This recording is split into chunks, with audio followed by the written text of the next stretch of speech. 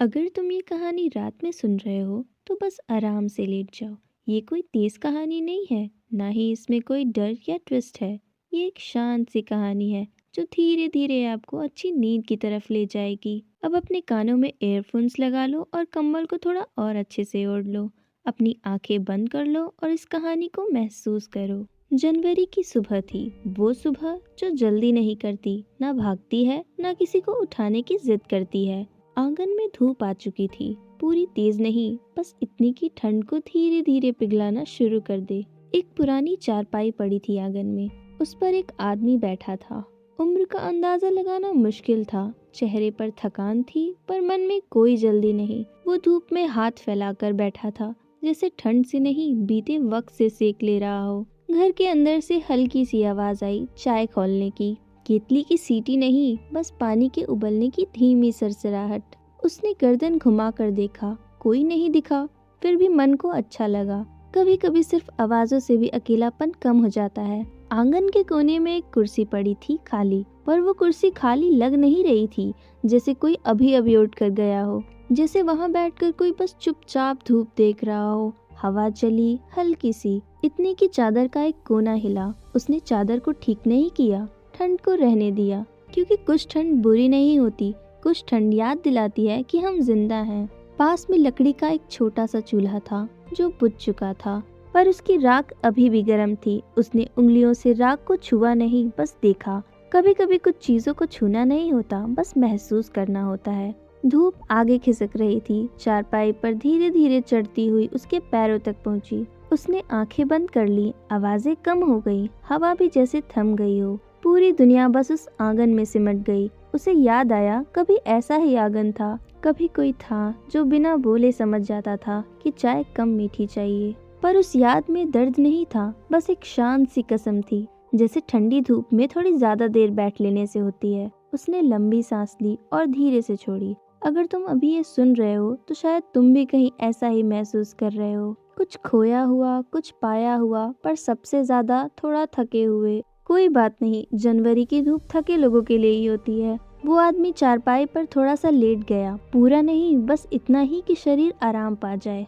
आसमान नीला था, बिल्कुल साफ, जिसे आज कोई सवाल पूछने का दिन नहीं हो, बस जीने का दिन हो। उसकी सांसें धीमी हो गई और धूप अब चेहरे तक आ चुकी थी। कहानी यही नहीं रुकती, बस थोड़ी देर रुक कर चलती है। तुम अभी आंखें बंद रखो, अगर नींद आने लगे तो आने दो। धूप अब थोड़ी और फैल चुकी थी, आंगन में सीधी नहीं गिर रही थी, बस किनारों से सरकती हुई चल रही थी। वो आदमी अभी भी चारपाई पर था, पर सोया नहीं था, पूरी तरह जागा भी नहीं। इस बीच का जो वक्त होता है ना, वही सबसे सुकून वाला होता है। कान पास की आवाजें पकड़ रहे थे, कहीं दूर कोई दरवाजा बंद हुआ, किसी छत पर कबूतर फड़फड़ाए, और फिर बस शांत। इतनी शांति कि अगर कोई बात दिल में उठे तो वो भी धीमी हो जाए। चारपाई की रस्सी हल्का सा चरमराई, वो हिला नहीं। शरीर ने जैसे कह दिया, अभी यही रहना है। उसे याद आया, दोपहरें कभी लंबी नहीं लगती, जब स्कूल से आकर बैग फेंक दिया जाता था और नींद जबरदस्ती नहीं, अपने आप आती थी। और नींद वैसे नहीं आती, उसे मनाना पड़ता है। पर आज मनाने की जरूरत नहीं थी। हवा चली, इस बार ठंडी नहीं, बस हल्की।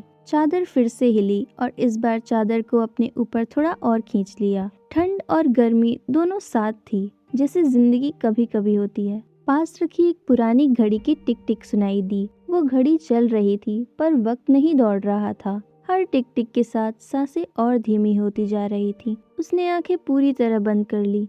अब आंगन दिख नहीं रहा था, पर महसूस हो रहा था। कुछ चेहरे बिना देखे भी पास रहते हैं, कोई नाम नहीं लिया गया, बस एक एहसास था कि कभी कोई था जो इसी धूप में चुपचाप बैठा रहता था, और शायद अभी भी कहीं बैठा होगा। उस ख्याल में कोई उदासी नहीं थी, बस एक नरम सा अपनापन था, जैसे अगर चाहो तो आंख खोलो और कोई कह दे, सो जाओ, मैं यही हूँ। पर किसी ने कहा नहीं, क्योंकि कहने की जरूरत नहीं थी। सांसें अब बराबर चल रही थी, लंबी गहरी। धूप अब चेहरे से हटकर कंधे पर आ रही थी और नींद धीरे धीरे अपने पैर खींचती हुई पास आ रही थी। अगर इस वक्त तुम्हें कुछ याद आ जाए तो उसे पकड़ो मत, उसे जाने दो, क्योंकि ये कहानी यादों के लिए नहीं, आराम के लिए है। धूप अब पतली हो चुकी थी। आंगन में वैसी चमक नहीं थी, बस एक हल्की सी रोशनी बची थी, जैसे दिन थक गया हो। चारपाई पर वो आदमी अब हिला नहीं। सांसें अपने आप चल रही थी।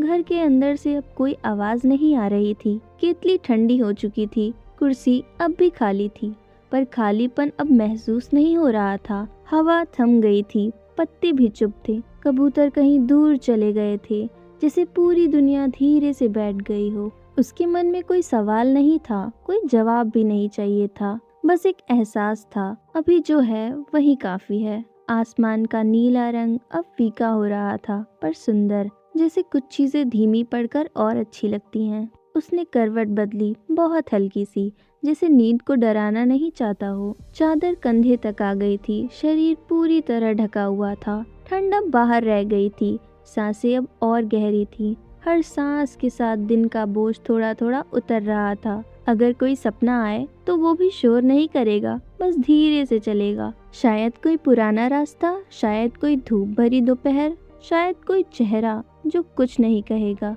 और अगर सपना ना आए तो भी ठीक है, नींद को किसी वजह की जरूरत नहीं होती। चारपाई अब आंगन से ज्यादा एक जगह बन चुकी थी, जहाँ मन टिक जाता है। वक्त रुक गया था, या शायद वक्त ने कहना छोड़ दिया था। अब कहानी पूरी हो चुकी है, अब सुनने वाला भी धीरे धीरे सो सकता है। अगर तुम अभी भी जाग रहे हो तो बस एक आखिरी बात, आज का दिन अब खत्म है, कल की कोई जल्दी नहीं।